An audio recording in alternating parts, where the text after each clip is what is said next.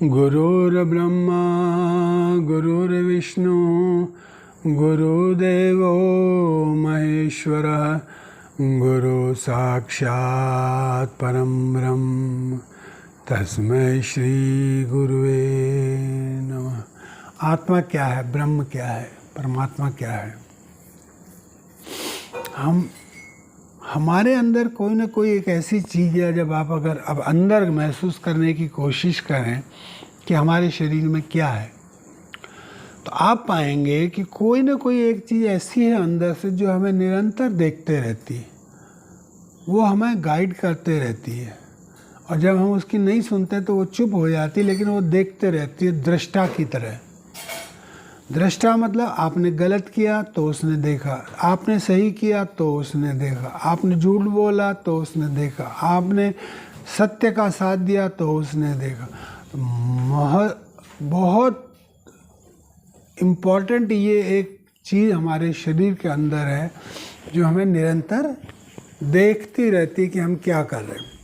और जब हम ध्यान में धीरे धीरे मंत्रों के द्वारा और ध्यान की टेक्निक्स के द्वारा मन को काबू में करने लगते हैं और मन काबू में आने लगता है, तो ये आत्मा की जो आवाज़ है, ये जो अंदर आत्मा हमें देख रही है, जो दृष्टा है, वो उसकी आवाज़ प्रमुख होने लगती है, प्रखर होने लगती है। वो फिर हमें निरंतर गाइड करने लग जाती है कि ये गलत है, ये सही है, यहाँ जाओ, ऐसा करो, वैसा करो। तो ये आत्मा की आवाज़ है, यही आत्मा है। ये आत्मा हमारे शरीर में जब तक है, ये शरीर जीवित है।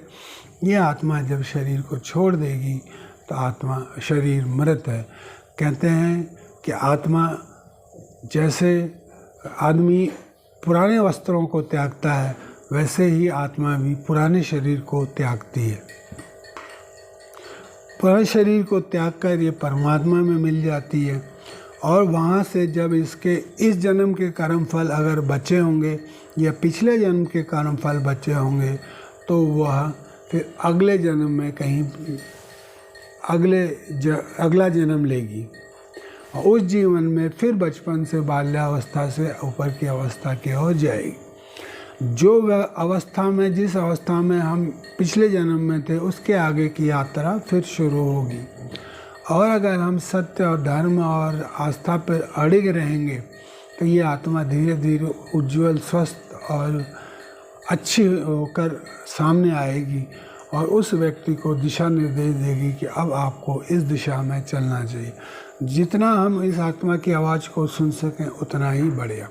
वैसे ही परमात्मा है, जैसे आत्मा हमारे अंदर अंश रूप में है, वैसे ही परमात्मा सब जगह, हर चीज़ जड़ और चेतन में, यानी हर वस्तु जो नॉन लिविंग है और हर वस्तु जो लिविंग है, उसमें परमात्मा का अंश मौजूद है। और कलेक्टिवली वो सब मिल करके हम उसे परमात्मा कह सकते हैं। जिस प्रकार आत्मा हमारे शरीर की एक एक एक्टिविटी को जानती है, उसी प्रकार परमात्मा ब्रह्मांड में होने वाले एक एक एक्टिविटी को जानता है, क्योंकि वो हर एक में मौजूद है। अगर पत्ता भी किसी पेड़ पर हिलता है तो वो उसकी नज़रों में रहता है। तो ऐसे परमपिता परमेश्वर की शरण जाने में हमें कभी दूर नहीं रहना चाहिए, क्योंकि ये ब्रह्मांड पूरा उसी का है, ये सत्ता उसी की है। ये ब्रह्मांड के परे जो कुछ है वो भी उसी का है।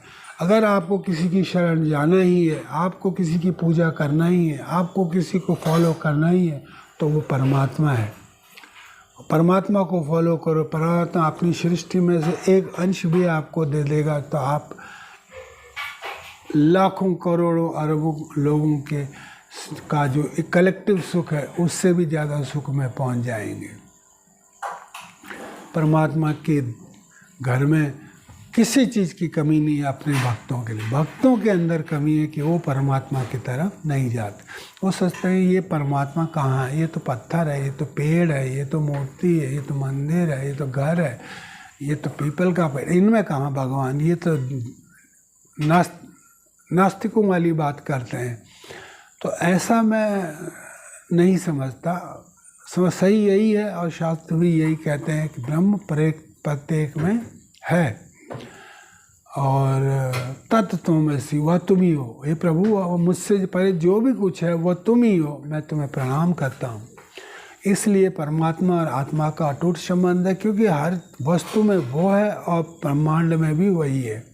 तो आत्मा शरीर में है और परमात्मा ब्रह्मांड में, इतना ही अंतर है, लेकिन दोनों एक ही चीज़ है।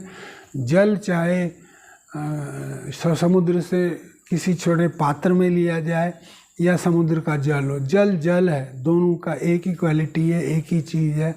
बस ये है कि ब्रह्मांड में परमात्मा है और शरीर में आत्मा है। इतना ही आपको समझने की फ़िलहाल ज़रूरत है। आत्मा की आवाज़ सुने। आत्मा की आवाज़ आप अगर नहीं सुन पा रहे हैं, नहीं फॉलो कर पा रहे हैं, आपकी मजबूरी है, तो आप गुरु द्वारा परमात्मा के मार्ग पर बताए गए रास्ते को फॉलो करें और आप निश्चित ही परमात्मा तक पहुँचेंगे। न पहुँचने का तो मतलब ही नहीं। हमारे हजारों ऋषि मुनि क्या कहें, परमात्मा है। इतने लोग एक साथ गलत नहीं हो सकते। आप बड़े से बड़े संत को देख लीजिए, पहचान लीजिए, वो भी यही कहते हैं, परमात्मा है, परमात्मा ही सत्य है। ओम गुरुदेवाय नमः।